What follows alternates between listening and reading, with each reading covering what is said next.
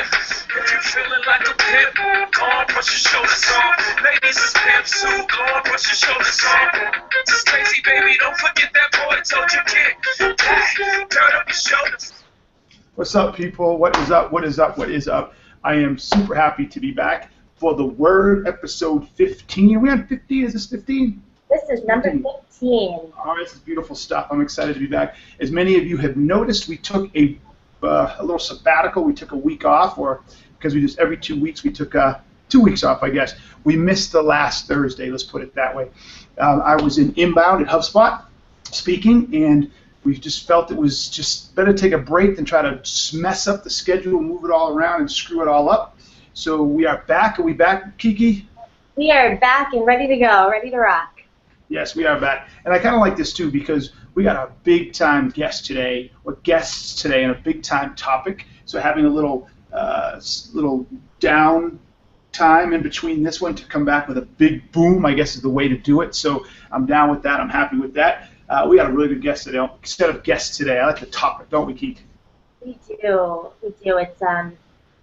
It's timely. It's certainly timely because these guys are, this group, CEB, is pretty famous for a little book known as the Challenger Sales, so they just dropped a new one that we are ready to talk about. They did just drop a new one, so I'm very happy with that. Here's a picture of Peeps, the Challenger customer, and we're going to get more into that in a second. But, all right, what do we got for house cleaning stuff before we get going? What do we got? Do we have anything, Keek? Do we have anything? We have, well, if you're not able to catch this live, just know that you're able to catch it on YouTube, on a Sales Guy channel, iTunes podcast, on our website. It's everywhere. So if you aren't able to make it today, don't fret. You're able to see it on your time. Truth, truth. Now, the funny part about that, anybody who can't see today didn't just hear that, so they don't know what just happened. We'll tweet it. Yes, there you go. Speaking of tweeting, folks, the hashtag is SalesJolt. Jump on it. Ask your questions. Look, this is a show that you do not want to sit quietly and listen to. You have a chance to talk to ping, to engage, to get up in their grill and talk to the authors. This is as good as it gets. This is social at its finest. Do not let this opportunity go by. So if you're sitting there watching this and listening to the authors, have your Twitter account up and get your fingers warmed up and get ready to fire off the questions, because this is when you absolutely want to get the questions too, because this shit is kind of complex. I read the book, and there's a lot in here, and there's a lot of concepts, and we're going to dig into them, so don't rely just on me to make you feel all warm and fuzzy and get this shit going. Get your own questions out, because the boys will ask them. Kiki will be paying attention to them, and we'll get them out. So hashtag SalesJolt. Let me see what else. I can't think of anything else, Keek. Are we gonna just jump into this one today? Yeah, let's do it. All right, folks. We're not gonna have a video or what do we call them, Keek? I'm having a hard time today. So what happens when I take 2 weeks off? Well, we usually have a visual, but we're just gonna cut to the chase on this guy. Yes, we're going to cut to it today. We're going to bring the boys in. So today we've got Pat Spenner and Nick Toman. They're the co-authors of The Challenger Customer. Now, for those of you who remember the Challenger sale, this will sound familiar. This is new research from the customer vantage point. So the Challenger sale did some work to say, okay, what is the best type of salesperson? What do they do differently? And if those of you remember, it was teach, tailor, and take control, and the idea that the best salesperson challenged the customer, and the less than ideal customer focused on the relationships. That whole relationship argument created a firestorm. I loved it, but it created a firestorm. Well, I think in some areas it's going to create a firestorm too. So let me bring in Pat Spenner and Nick Toman. Welcome, gentlemen. Welcome, welcome, welcome. Hey, Pat. Thanks, Keenan. I think you're muted, Pat. Up top. Okay. Go ahead, Nick. Take it away. Yes. Thanks, Keenan. Thanks for having us. I'll speak for Pat since he's still muted. He's a little technology deficient, so let me excuse him. Yes. I was born in the 70s. Give me a break. Dude, you're killing me. I was born in the 60s. Excuse trumped. Oh, no. Yes, my man. Touche. Yes. Touche. Yeah, right? There you go. Hey, I got to give some love to Nick, brother. I'm liking what's on the ears. Yeah, I was going to come out with a big dance, and I'm going to have a Red Bull, but, Keenan, you already started it, so I thought, well, at least I can start with the headphones and just let you have your thing. I love it, man. My boy's wearing Beats. All right. Yeah. I'm feeling the vibe, baby. It's going to be good. I'm feeling the vibe. Beats and red plaid, Keenan. Say what? Beats and red plaid on Pat over there. So. Oh, that's right. Look, you got a little red plaid on Pat. I mean, bringing it, gentlemen. Just know your audience, they say. Well done. Well done, well done. So, gentlemen, I'll tell you what. Why don't each of you take 2 minutes to tell us either about you, what pumps you up about the book, what you're going to do this weekend, but just introduce yourselves in any creative way that you want to get the audience engaged. Ooh, I'll go first. I'm Pat Spenner. I run strategic initiatives here at CEB in our marketing practice, so that means I do product development and things like that. But I oversaw the Marketing Leadership Council for about 5 years, and that's the team that did all the research on the marketing side of this book, Keenan. And so I'm really plugged into that, really excited to be here today, so thanks for having us. Absolutely. Thanks for jumping on. Nick, what about you, brother? Yeah, so I oversee the sales practice at CEB, so a lot of you will know the Challenger Sale and sort of all of the research related to Challenger Sale. Those are the efforts that I run broadly here for us. Also had a chance to do some work in the customer service space. So a few of the listeners might know our work in that space, the Effortless Experience. And if anybody has questions on customer service related stuff too, happy to answer some of those questions, but hopefully we spend the bulk of our time on sales and marketing and some of the great new research that we just completed. Perfect. Let's do that. Let's not even waste any more time. So guys, this book is, my first observation is this book is complex. Okay, so from an execution perspective, right? When I started reading this, I'm like, okay, all this makes sense, right? But with all due respect, the average sales guy, how does the average sales guy attack this? So I want each of you to take a second to sort of give me your 30,000-foot view about why this matters. Why this research matters. We joke, Keenan. We love to say it's got a dense nougaty center. It's sort of it's one of those business books that just keeps going. Most it's sort of the pop in the beginning, and that's all the good stuff. This one does keep going. So to your point, it is dense. But if I could boil it down to the core argument, I'll be curious what Pat says if he agrees or disagrees with this. But the core argument of this is buying is hard. Buying is getting harder for the customer. The customer has to deal with a whole lot of crap internally to get something done. The best way that a sales team can approach that customer who's confused and overwhelmed and working through all this consensus is to find the person inside the customer organization who can cut through all that BS, help rally the team, and then move the deal forward. And there's a variety of ways you've got to approach that person, and we go into a lot of detail around the right ways to approach that person. But this really is about finding that right person inside the customer organization. And it's not your traditional advocate. It's not your traditional friendly contact. This person's got teeth. This person wants a lot more out of the relationship. But if you find that person, engage that person the right way, that is winning more than half the battle. So that's the book in a nutshell, I'd say. And I know Pat probably has a few things to add to that. Yeah, I think that's the main point. It's about how you wrap your sales and marketing efforts around that bogey of going after the challenger customer, as we call it, the mobilizer in the book. So I'm sure we're going to dive into a lot more detail on that. But that's a top-line story, Keenan. Okay, so why is buying so hard? Like, what has changed? Because I think I like your point. In order for this rest of this conversation to be worth a rat's ass, the listeners have to understand that buying has changed. When we say the buying, you mean the customer, the people I'm reaching out to, right? The person's buying your solution. So if buying has become harder, why has it become harder? Yeah. Let me drop. Go ahead, Pat. You go ahead. Yeah. I'm about to drop some data on you.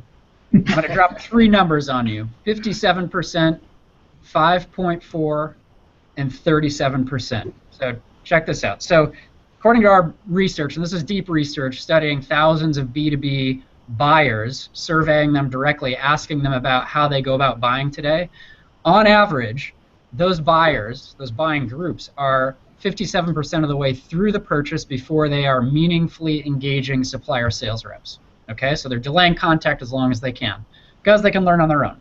Now, if you go into that 57%, if you dive into that and really study what those customers are doing in that 57%, there's a 5.4 buying group in that 57% that's trying to figure out what's the nature of the problem that they're facing and what's the nature of the solution. They're just trying to agree on or come to some kind of consensus on what the problem and the solution are. And the average size of that group today is 5.4 different stakeholders. Okay, so that's a lot of cooks in the kitchen. And they're not even all cooks, right? You got a bunch of different dogs and cats and fish in there who have to come to consensus on the problem and the solution in that 57%. Third figure is 37%. When you ask those customers where the peak point of dysfunction or an inability to reach consensus happens in the purchase process, it happens at 37% of the way through the purchase. So now you put all those numbers together and you realize that deals fall apart before they even get started and before a sales rep can even get in to start to knit together the consensus that commercial teams have traditionally relied on sales reps to go and do. So now that changes the whole commercial dynamic and how marketing and sales need to work very differently individually and together to help those buying groups reach some kind of consensus early in the deal and often at arm's length before a sales rep is even involved. Okay, so that was some good data, a good data dump. So I'm gonna push this out a little further. I'm gonna toss this to you, Nick, right? Because I'm starting to feel you too. I could be wrong, but I'm feeling Patrick's my data analytical and Nick's more my emote responsive, right? So I'm gonna toss this shit to that. All that's fantastic. Why? What has happened in the business world? What has happened in the world that we are moving to a place where the decision process is becoming more difficult, takes more people, etc.? What's happening, Nick? Yeah, so if there's one thing we're going to point to, it's the fact that there's more information out there. If there's one single thing that's happening, it's more information. And what's happening, I mean, to Pat's point, we have more information at our disposal so the customer can go out there and learn. More information also means that the stakes are bigger within a purchase. People understand that a purchase that they're going to make for their business has bigger implications for that business. So what are they going to do? They're going to pull in more people. Okay, well, now this touches HR, but it also touches IT. Maybe it touches their marketing team. Maybe it touches someone in back office or operations, right? They're going to start to pull those people into the deal and into the consideration. More stakeholders into the picture, right? As those other stakeholders come to the table, they bring their own information. They bring their own perspectives, right? Suddenly, that group shows up and starts to involve suppliers. And what do suppliers do? They start to bring their own information, their own perspectives. So you get this sort of compounding effect of all this information. It literally makes your head want to explode. In fact, we often joke it's amazing that anything gets decided upon in corporate, in any corporation anywhere today, right? There's just so many options, so much information, so many different directions one could go. And that's really what this book gets to the heart of, is how do you cut through all of that with a really clear message, with a really clear focus, and bring that buying group that, to Pat's point, it's kind of like cats, dogs, bicycles, fish. God knows what you're trying to bring together. Sounds like a Dr. Seuss book. Sounds like a Dr. Seuss book. It kind of is. The illustrations are really similar, in fact. Mm-hmm. All right, so I'm going to take a deep dive real quick, and I'm going to pop us back. Let's stick too far in this rat hole. One of your numbers was 56% of buyers are further through the sales process. They're taking more time to engage with the salesperson. I love it. I wrote a post the other day, though, said that's the biggest waste of time statistic, because the really good salespeople get less than 80%, less than 20% of their sales, I'm just pulling that number out of the sky, talking to data guys, from buyers who've chosen to buy. They create demand. They make the calls, they engage with people, and they're able to create demand early in the process. If they're trying to sell and make their quota by finding those people who already realize they have a problem, they're never going to make quota. Yep. So does your research hold up as well with those salespeople, those sales processes where I was first in and I engaged them and I showed them they had a problem, made them realize, oh shit, I need to start looking at this.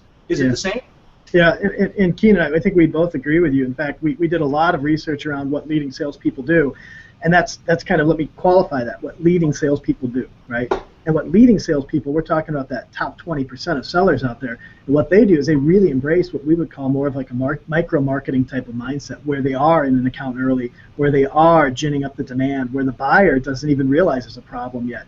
And I think we all have to be focused on creating those opportunities, and I think that's where a lot of our workaround, this idea of insight selling comes into play. Is how can I bring an insight to get the customer off the couch and make them realize, hey, my business could be operating a hell of a lot better. But I think the reality is that that's your leading behavior, and for most folks, most folks are very content to say, hey, let the RFP come to me. Hey, we're in the consideration set, high fives, let's go get our best pitch together and show up and throw up.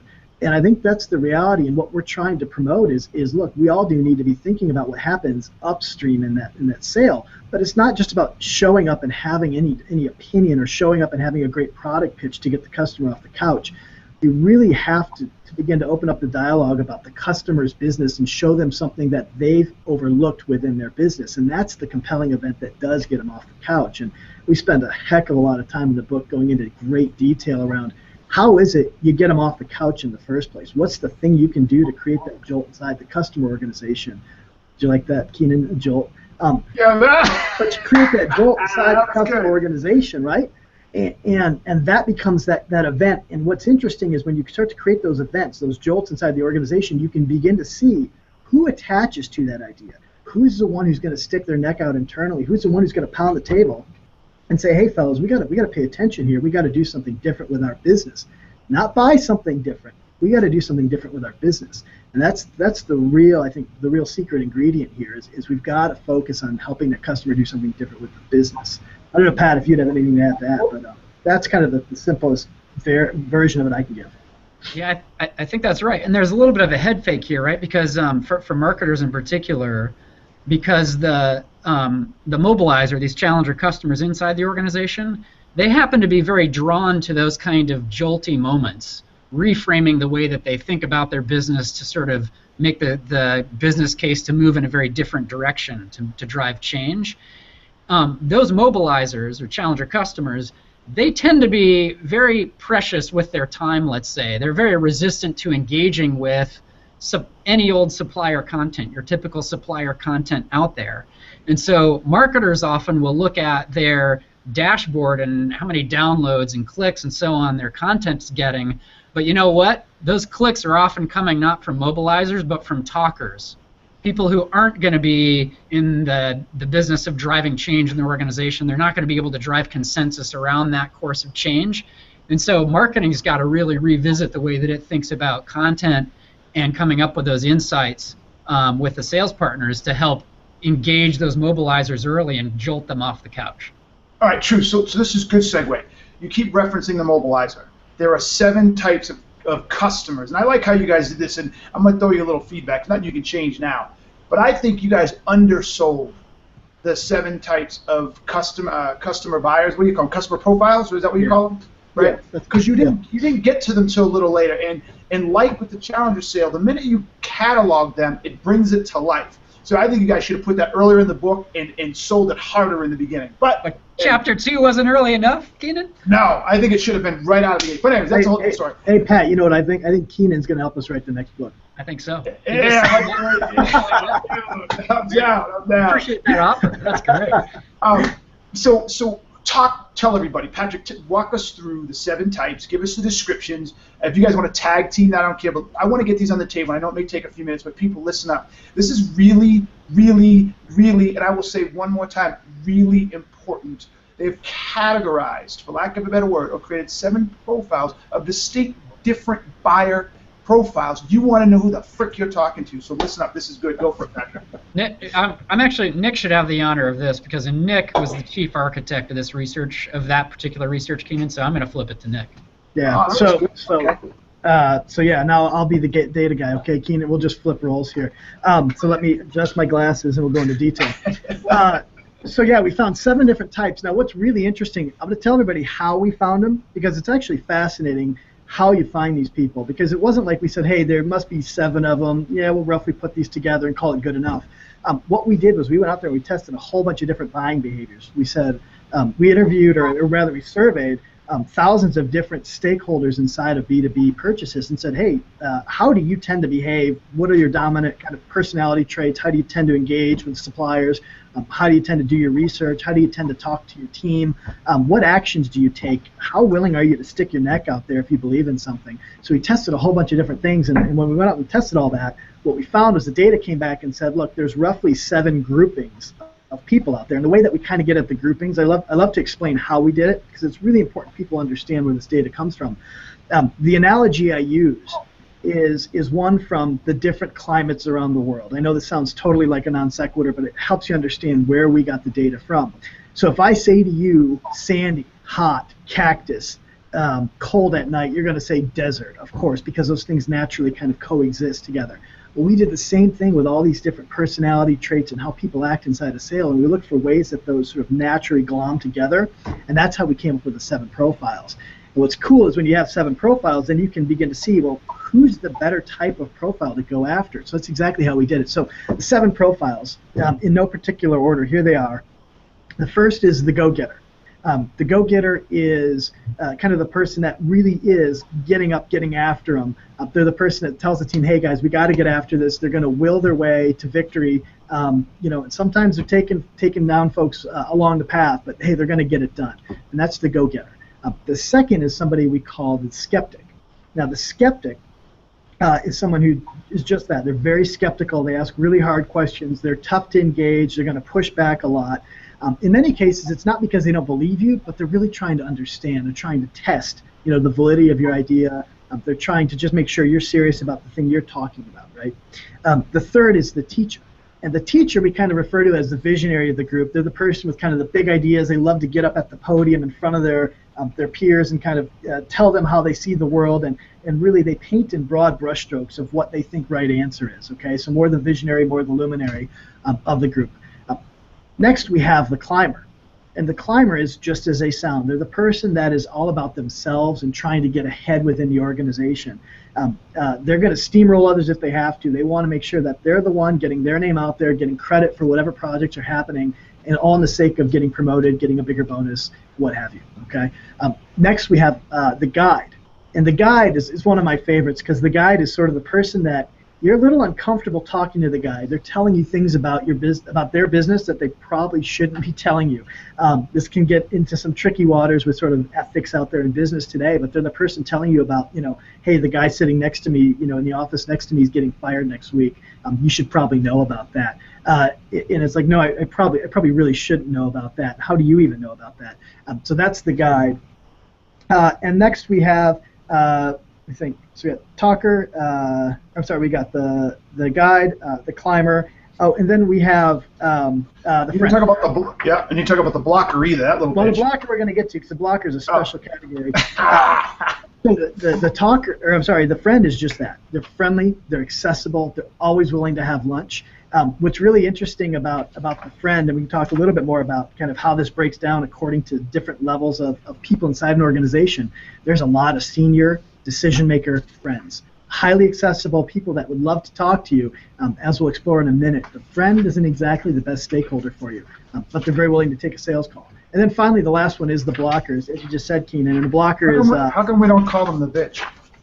Look, Keenan, that's part of the reason we're going to bring you on the team for the next book. Our language isn't colorful enough.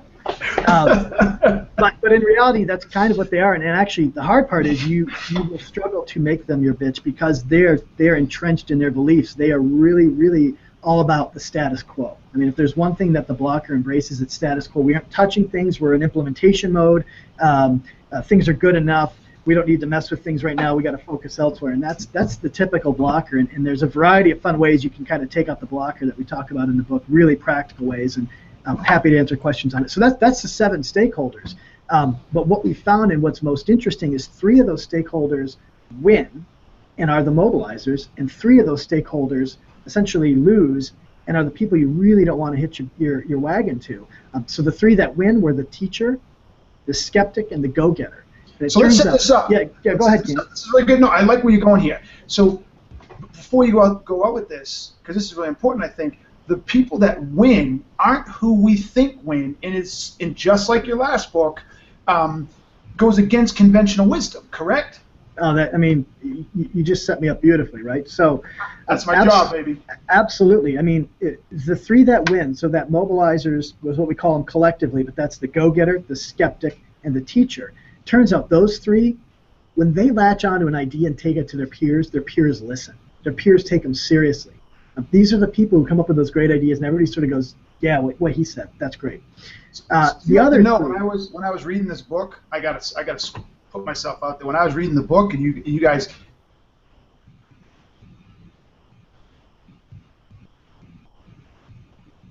Who would I try to attack? And I failed. I got 2 out of the 3. Yeah. So I wasn't I wasn't too bad, but I missed one. I should have circled it, but I think I said I went after the go-getter. Who did I say I went after? Oh no, I can't remember. I said the go-getter. I think I picked the teacher over skeptic. The skeptic. I think the skeptic is the trickiest one. Yeah, the skeptic's the trickiest one. That's the one that throws people off all the time. And kind of here's why. So if we think first about the other 3 who don't win, right? The guide, the climber, and the friend. We call those 3 together talkers, because that's what they're good at. They're great at talking. And here's where it gets tricky: is those people are more than happy to take a sales call.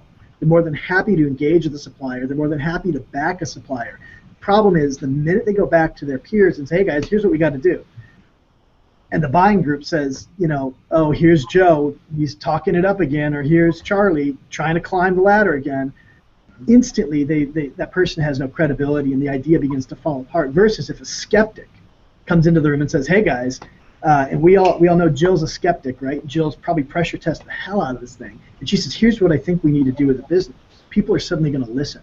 And so, we often joke that engaging a mobilizer for a salesperson, it is like walking the gauntlet. It is a tough conversation. It's a difficult conversation because this person's looking for an idea they can put their weight behind. They're looking to believe in something and then take it back to their colleagues. They're going to screen it beforehand. Versus a talker who's going to engage, are going to seem really excited. They're probably not going to ask too many hard questions. They're just going to assume that they understand what you're talking about and begin to take that back to their colleagues, and it's going to quickly wither on the vine and die. And that's the real key difference here between those mobilizers and those talkers. All right, so Patrick, how have traditional salespeople been doing it, and how do they make the turn? Well, so the first observation for traditional sales folks is that, guess who they naturally tend to target between mobilizers and talkers? Talkers, right? Because there's not a lot of tension in that conversation. That's an easy conversation to schedule. It's an easy conversation to have. You can get the sense of checking the box in your sales process. Oh, yep, had a follow-up conversation with that guy. And that gives the illusion of progress in a sales process. So the talkers again are the guide, the climber, and the friend? That's right. Okay, so that's what I did. I messed up the climber with the teacher. I switched those two. I thought the climber would help move. Okay, so good. The climber, the guide, the friend, they're the talkers. They're the no-go zone. Okay, keep going. Yeah, so and then your star sales reps, right? Your top 20 percentile reps, they quickly suss out am I talking to a talker here? And if I am, maybe I'll use that talker to find my way to who is the true mobilizer here. But those star sales reps very quickly laser in on whether they're got a talker or a mobilizer or a blocker, and if they don't have a mobilizer, they'll find their way to a mobilizer and start to engage that mobilizer. Right? So how do I do that? So you just said the top 20 figure it out, but let's take the other 80%, right? They don't know any better. What can they do? Give these folks who are listening here to go out and say, oh, I know how to go find a mobilizer versus a talker now. What am I looking for? What are the traits? What are the skill sets? What are the actions? Yeah. There's a great tool in the book that all credit to Nick and the team on the sales side here at CEB put together to help sales reps in the moment with very simple litmus test questions figure out, am I talking to a climber? Am I talking to a skeptic, a teacher? Who am I talking to? I mean, Nick, you can put more color on that. Yeah, and Keenan, I'm sure some of your listeners are poker players, and so the way we thought about this tool is what are the tells, right? Good poker player knows the tells of the other player. So what are the tells as I engage with and talk to different people inside that customer organization? How can I quickly put them through these tells? So you're looking for things that are actually, there's 4 very clear tells. Firstly, this person wants to engage with your insight. When we say an insight, we can talk more about really what we mean with this idea, but going in and having something provocative to help that customer understand that they're not thinking about their business the right way. And we aren't looking for somebody to say, no, that's not that interesting, hey, what's your latest offer? What we're looking for is someone who says, wait a minute, that seems interesting, but I got a few questions. And they want to start firstly engaging with your idea about their business, okay? They're going to ask hard questions, and if they don't, walk away. In fact, don't walk away, run away, right? Because this isn't the person to pursue. So that's the first tell, and that's the most important tell. Now, the second one is they really do talk about we versus me. Okay, this is where you can quickly distinguish, do I have a climber or do I have a mobilizer? Because they're not interested in just me, my part of the business, my area of the business, my opportunity. They're interested in we, us, the greater good. And what's really interesting, we interviewed literally dozens of sales reps. We asked our member companies at CEB here, hey, give us access to your top performers, and we talked to them about these people, and they were adamant about that point. They talk about the organization. They don't talk about themselves. So that's a second screen. And the third screen. So if you've got, this made me think of something. So if you're working with someone and you're in a particular division or group, let's say you're in IT, and you know that there are multiple stakeholders that your product or service affects, and the IT person, all he cares about, all she cares about, is how it affects their database or how it affects their development environment, and they don't care about anything else, the rest of the organization, let's say marketing, then that's not someone I want to talk to. Yeah, I mean, in a nutshell, think about it, right? If they got to go back and then sell the idea internally to the other 4.4 stakeholders, and all they're focused on is just what it means for me in IT, they're going to have a hard time selling that. Now, some cases, they might just not know exactly what to say to the other stakeholders, and so they automatically talk about themselves. This is one of the subtle things you can begin to do, is really try to pressure test, is this person interested in that broader business value? And if they are, right, if they understand the implications for their partners in HR, their partners in marketing, and know this is a good idea for the company at large, then you can start to do a little bit of what we call commercial coaching, okay?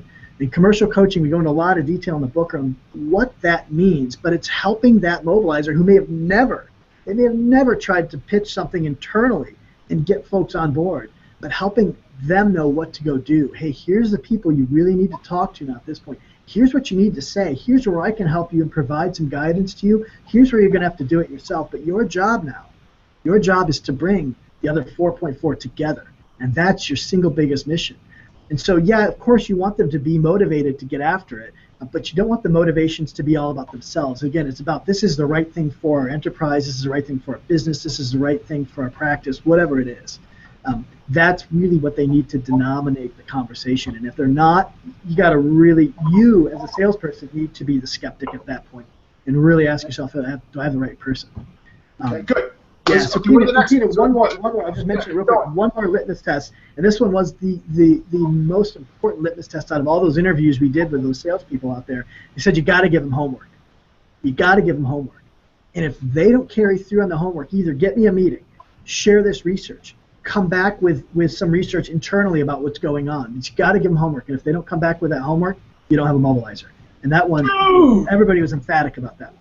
Dude, one of these days on a side note, we got to go have a beer. I drew a graph about 6 years ago, and look, I am not a data head, so anything I put together is a graph. You'll get it conceptually, but I'm sure it's all fucked up everywhere else. But what I said was I compared the ability to close a deal based on the amount of work the buyer would do. And I argued that earlier in the sales process, it's harder to ask a buyer to do something because they're not, the level of work you get from the buyer is lower because they're not as vested. So you get them for a meeting, but you can't ask too much for them. But as you move through the sales cycle and you get close or more through the process, they should be doing a shitload of work. They should be getting you in front of the right people, delivering the information you need, making the connections, giving what you need. And if they're not, you're in trouble. Yeah, and I call that letting the sales process get out of whack. So, dude, if your research show that is freaking awesome, I'm all pumped up. See, again, man, we got to pull you into the next one, and you're just one step ahead of us with everything here. God, yeah, but you guys are smarter than me. You can prove the shit. Mine was all anecdotal till today, so But you know, I would actually say, I mean, that's part of the value. Look, the data just lets us see what's happening out there. Mm-hmm. And a lot of these interviews, when we go in and we do the interviews, and I got to tell you, I mean, it's really, your show can get inappropriate. It's not even remotely appropriate for the show, what we learned in some of those calls, and some of the colorful language from salespeople around the globe. But when they come back through and they help us make sense of that data, it's kind of like, here's what we think it's saying, like, what do you guys think? And you hear things just like that. And I mean, that's the reality. This isn't, nothing we publish is new. None of this is original, okay? The data just lets us look at the world a bit differently and see what leading salespeople, leading marketing organizations are actually doing. And I think that's an important point that, look, none of this is new. And a lot of people read the book and say, none of it's new per se. Like, I've been thinking this way. Yeah, you might have been. but what about everybody else out there? And so it just lets And us it see. gives it a good label. And it gives it a really good label and puts it in the right place. Like a lot of people need that structure to process the thinking, right? So you guys give it an amazing structure and show people how to do it. Now, which leads me to the next thing then. Talk to me, Patrick, talk to me about teaching and unteaching. I thought this was a really cool part of the book. Yeah, this is a key leverage point in the whole book, right? So if you, and it comes back to what is it that we're trying to engage those customer stakeholders with? And to Nick's earlier point, the mobilizers are the ones who are going to gravitate naturally to the ideas that reframe the way that they think about their own business. And what we found in all of our research on the marketing and the sales side, especially the marketing side, is that there are a whole lot of marketing organizations out there today doing content under the banner of what they'll call thought leadership, right? And thought leadership tends to be content that is about teaching the customer something new. Hey, here's this new technology. Did you know about this new technology and how it's, changing the way that consumers do X, Y, Z, or whatever it might be? But what we found separated really smart marketing organizations that are all about engaging mobilizers is they're less about creating thought leadership that teaches the customers something new about something that they didn't know about, and is much more about unteaching the customer something that they already believe about their business today. So you see the difference there? So that's a crucial difference, because when you can unteach a customer, in particular a mobilizer, and this is what mobilizers gravitate to, something that they think about or believe about their business today that's actually wrong, now you've got their attention and they're digging in. And that's what the other thing that it does is it creates momentum to move off of the status quo. I mean, let's face it today, right? If you're marketing and selling to mid to large-sized enterprises, just getting those enterprises to move off of the status quo is really hard.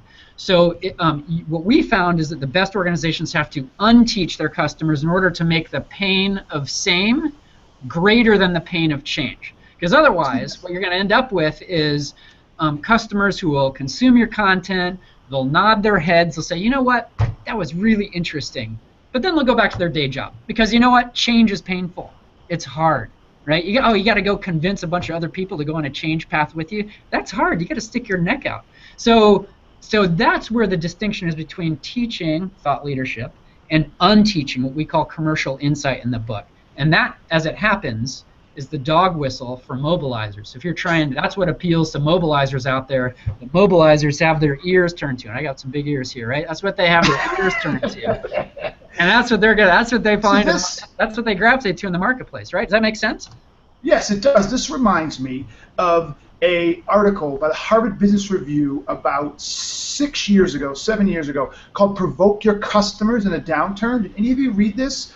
And it's something that Sybase did. And there, I think if I remember, because it's been a while since I read it, their whole premise is they went out and they challenged how their target customers were doing a particular piece of business and the impact of doing it that way. You're shaking your head, Nick. Do you remember what I'm talking about? I do, and it was great work. I think it was Jeffrey Schott, if I remember right. The sales. Is this what you're talking about? Is that the type of concept you're talking runs about? Pretty small here. Yeah, and so that idea, in fact, what's really interesting is our initial research on Challenger. The Challenger sale came out about the same time, and so we got to really compare notes with these guys. And I think they really thought diligently about that idea of, what are ways to go out and kind of proverbially poke your customer in the eye, right? I think there is a certain amount of refinement as we've continued to explore that idea of selling with insight and trying to understand. And this is the critical part where most get it wrong. Is we've seen companies go out there and just poke the customer in the eye for unprincipled reasons. In fact, we've seen it go dramatically wrong. And I wouldn't share which companies we've seen it go wrong with, but it's happened where the sales force gets fired up and says, hey, go out and challenge your customers for unprincipled reasons. So sellers think, oh yeah, well I know how I can challenge this customer and I know how I can challenge that customer, I'm going to go do it. What we find is that the best organizations and the best insights for challenging customers really are deeply, deeply grounded in how does the customer currently think about their business today. And as it turns out, when you ask most marketing organizations or most sales enablement teams out there, how do you think about kind of voice of the customer? What most will tell you is we think about where our product set intersects with customer needs, and that's how we think about voice of the customer. And how we encourage them to instead think about it is to say, what is the customer trying to do, right? What are their objectives for their business, and how are they going to do that? Because when you take those elements of how they're going to get after their own business objectives, and you can say, you know what, you've got 3 of those right, but this one, you're not thinking about it right. Something's changed. Let me show you what's going on there and show you a different approach, particularly an approach that directly leads back to what I, as a supplier, am good at doing. That's the most powerful kind of insight. So again, it's grounded in what the customer is doing, right? But showing them a different way they need to be thinking about their own actions, and in a way that leads back to us ultimately as the supplier of choice. And those moments, as it sounds, those are hard to create, those moments. It takes a lot of work to do it, and that's why you can't just say, hey, everybody, go out there and figure out your own insights and go poke your customer in the eye the right way. This really does take a team effort. And whether you're a small business owner and trying to think through all those dynamics, or whether you're part of a Fortune 500 company and you have a whole bunch of massive marketing team behind this, it does take time and energy to understand how is a customer thinking about their business. Now, what opportunity do we have to in a principled way, kind of poke them in the eye in a way that uniquely will lead back to others? That's the trick. So this is one, if I'm hearing you correctly, then salespeople shouldn't be doing. This has got to come from sales enablement. This has got to come from marketing. This has got to come from the organization. Can I really expect a salesperson to go out there and start figuring out what this is? What we find in our experience working with members through this, and we've helped them construct these commercial insights that reframe the way customers think, is it's really tough for an individual, any individual, certainly much less a sales rep, right, to go and create these on their own. What we find is that the best mix of folks is often a sales enablement person, a product marketer, often a product manager, or someone who knows product well, field marketers, certainly like your star sales managers who are very close to the way that customers think, and sort of the unarticulated or unvoiced assumptions and beliefs that sit behind what customers say. You need that combination of What about your customer success managers? Those people who have to deal with the customers post-sale are the ones who live with the solution that's been put in, right? Yeah, depending on your business model, absolutely, Keenan. You want folks in that meeting who know the way that customers think and have the thoughts, assumptions, and beliefs. They have a good grasp on that in terms of what their customers think, believe, and assume. Now, one thing I will add, Keenan, because I know there's going to be a lot of folks that have either small businesses, entrepreneurs on the line, or I am the president and I am the only salesperson and I am the marketing department, right, all in one. And so I think absolutely where the resources are present to get that level of customer understanding, by all means. In some cases, you just don't have the resources, right? And I think the book does a good job of giving you essentially a playbook to think about, at least how can I think about the customer. And I would encourage anybody, irrespective of whether you work for a Fortune 500 company, have all the resources in the world, or you're a small business owner, go out and sit down with your customer and say, hey, I know this is the objective you're after. How do you do that? How are you thinking about getting to that objective? And just that act of talking to them and getting that list of, here's the 10 things I'm thinking about, asking them why. Why are those things? What are you doing, and why are those things? The initiatives you've called against it, and it opens up just this whole surface train of areas where you can say, okay, here's 80% of what they're doing, which I think is fine. I think that's right. But 20%, man, 20%. Everybody says these things.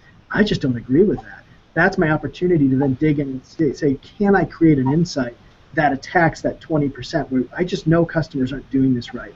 I just know they aren't. And so that simple process, that simple act of going through and just listening to the customer first, then picking your battle and going in and then justifying a new point of view, and get some data. Please, people, get some data to prove that out.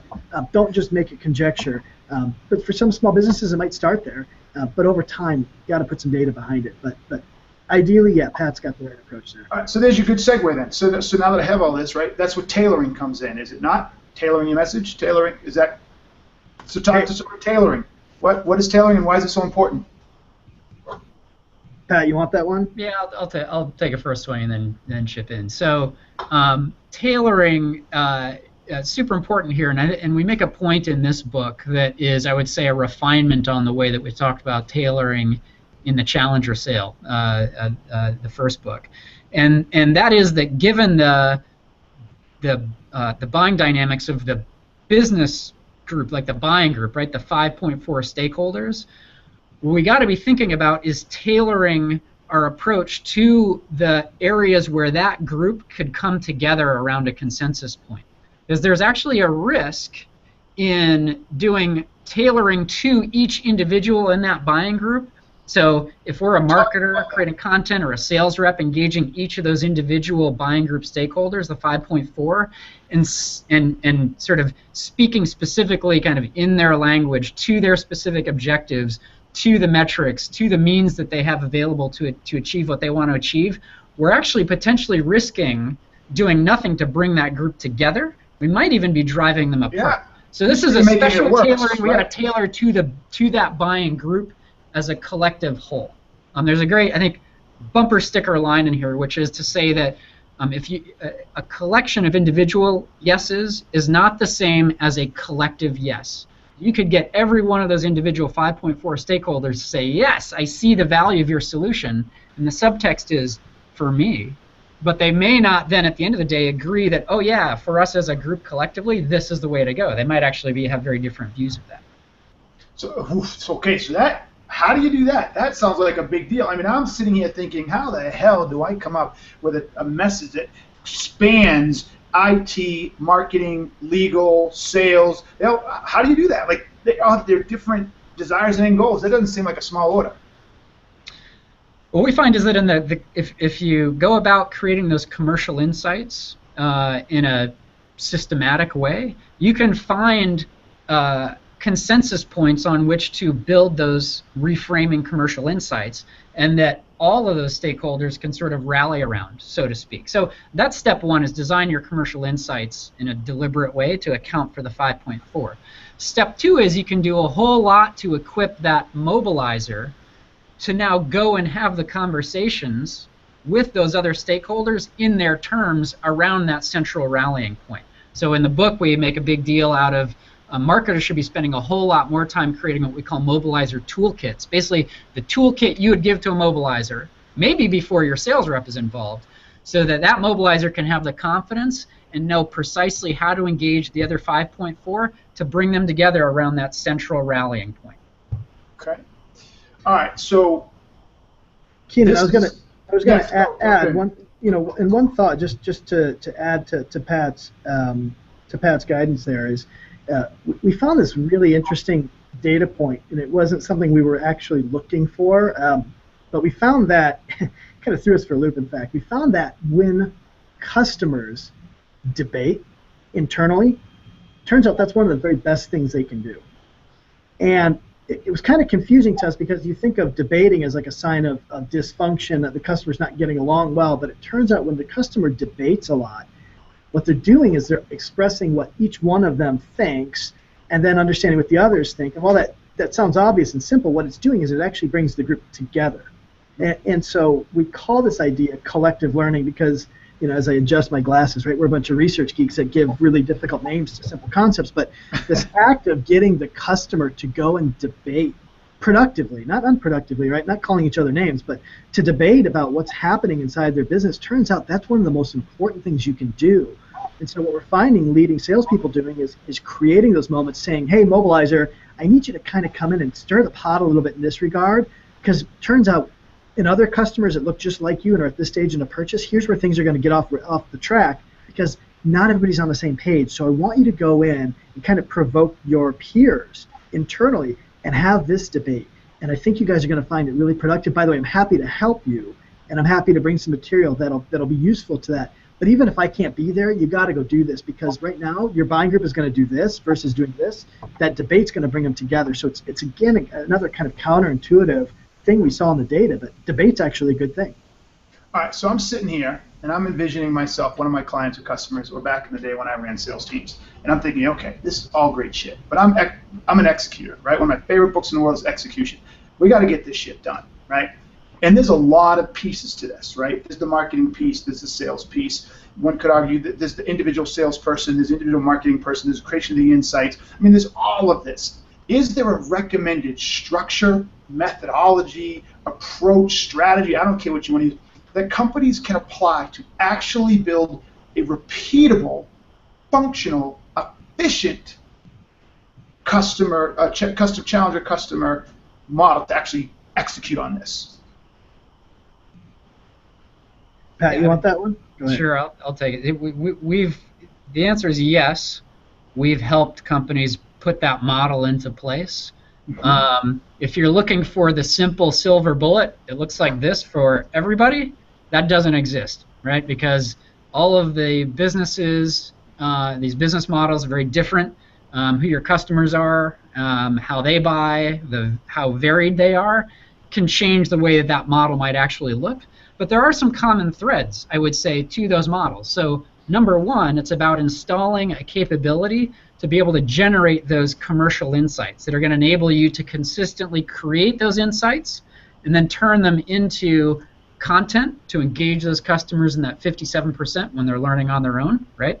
The mobilizer dog whistle, right? Attract mobilizers, and into sales enablement tools, and then a certain kind of sales training to help get your non-challenger sales reps to a spot where they feel comfortable engaging in challenger-like behaviors. So there's some common threads to the models, but the models themselves, the details of them, can be pretty different depending on the kind of business and business model. Nick, what would you add?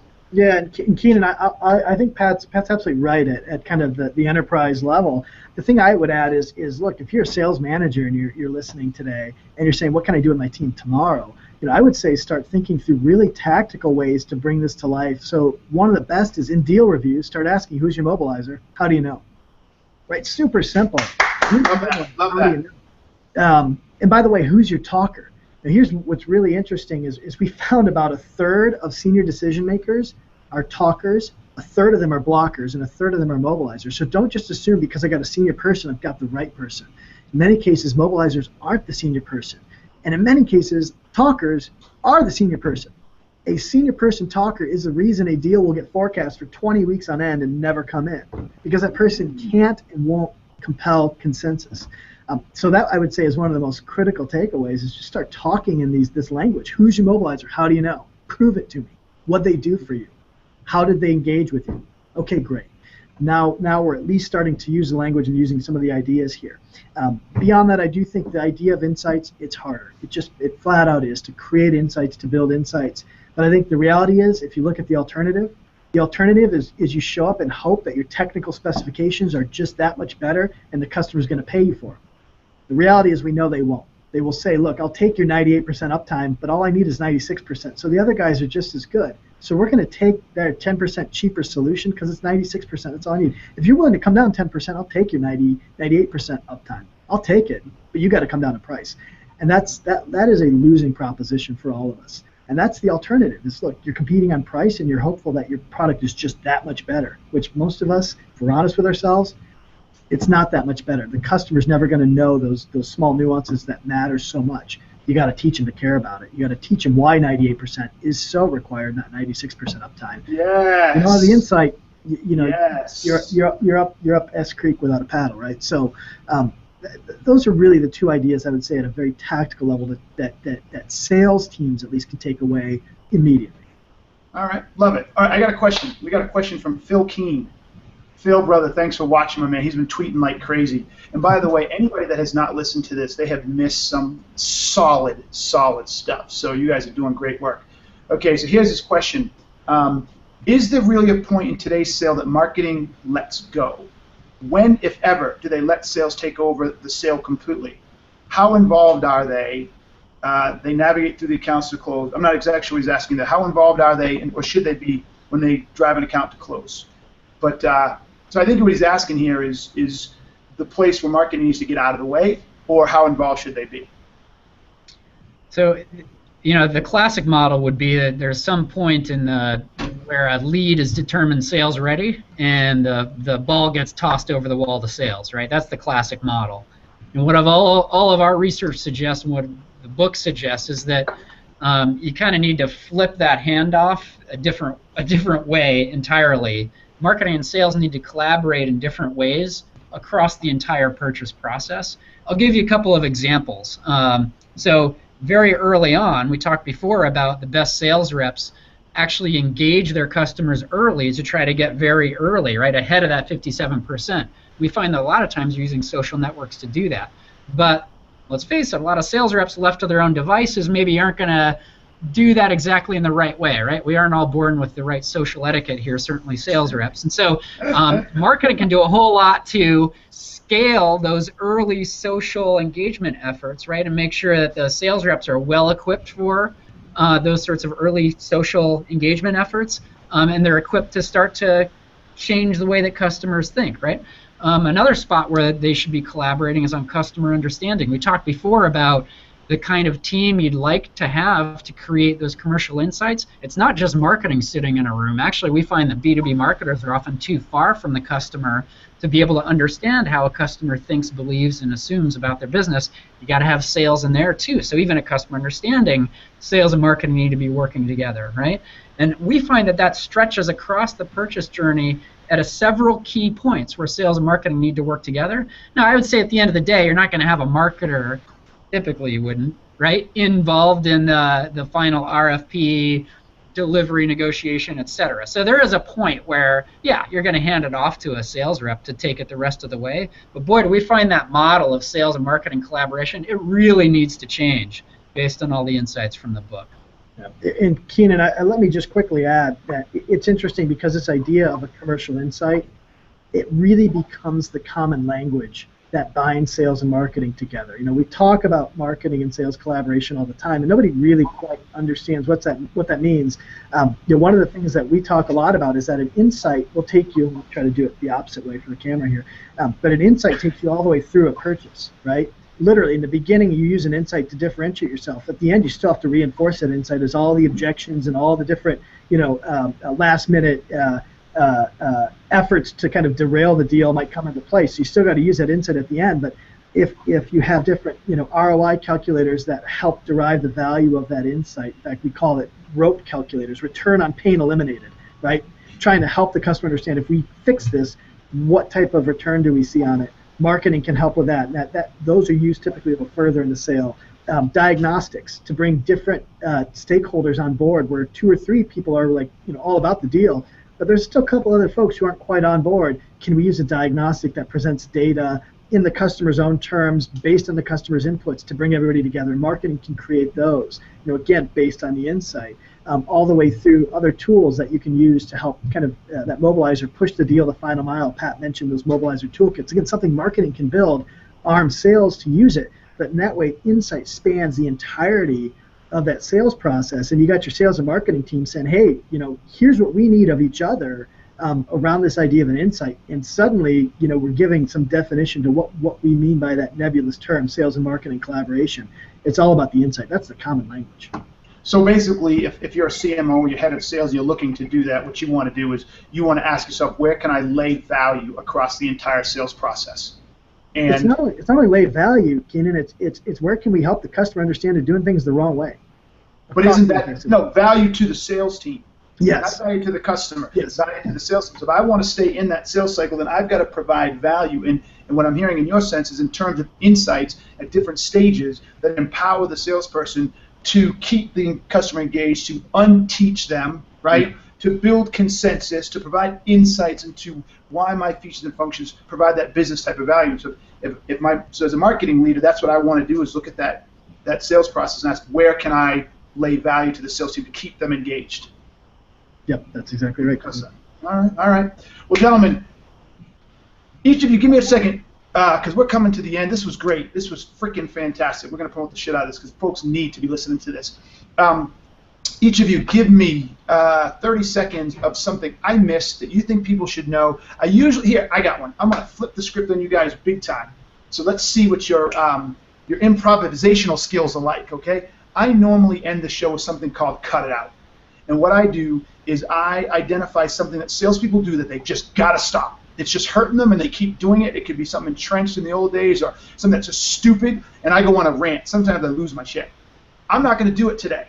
I'm going to give it to each of you. Based on all your research, your experience, challenge your customer, challenge your sale, I don't care, your days in the field, each of you, give me a cut it out for salespeople. Hey, salespeople, cut it out. What should they cut out? Nick, you go first. All right. I mean, this one is a bit of a combination of what we learned from Challenger Sale, plus this book reinforces it. The simple thing salespeople got to cut out is leading with their own product, leading with their own features, leading with their own benefits, and starting the conversation that way. You got to start the conversation with what's going on in the customer's business and what have they missed, what have they not understood that is materially important to the performance of their business, and you got to go in and start to poke them in the eye around that. So stop the features and benefits, start talking about the customer's business, and help them improve their own business. Boom! I like that one. I always say no one gives a shit about your product or services. I always say that. No one does. Beautiful, Nick. Beautiful. All right, Patrick, you're up. What's your cut it out? Keenan, here's the cut it out. I'm going to give you one for marketers, all right? There's a huge fashion today for marketers to personalize their content, and our data suggests that if you're doing that, remember that 37% data point, that's the data point that suggests that at 37% of the way through the purchase, that's where that buying group has the greatest difficulty of achieving consensus. So if you're personalizing content to individuals at that point, you might actually be driving individuals in the buying group further apart right when you need them to be coming together. So I'm gonna say stop personalizing content to the individual to marketers out there. And then therefore personalize it to the consensus? You got it. Or to the collective? All right.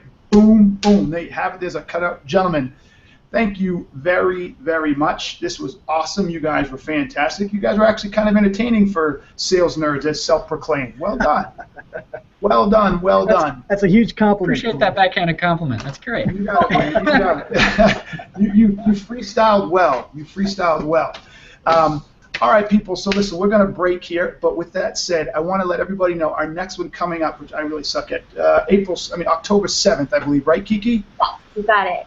So October 7th, you guys do not want to miss this, people. We are bringing on David Dunning. He is the author of the research called Unskilled and Unaware of It. His research has shown that as most of us think we're good and we suck. Not only do we suck, we don't even have the metacognition to understand that we suck, and we make it worse. So this has amazing ramifications on sales leadership. It has huge ramifications on our own ability to grow as an individual and outsell our competition, make it in life, be a top dog, be in a good relationship. So guys, people, you need to be here next October, I would say next week, 2 weeks from today, October 7th, October 7th to 8th, sorry, peeps. October 8th, David Dunning from the Dunning-Kruger Effect, Unskilled and Unaware of It. You don't want to miss it. Folks, leave your comments in the comment section here on YouTube. If you want to listen to us while we drive, check out the podcast on iTunes and SoundCloud.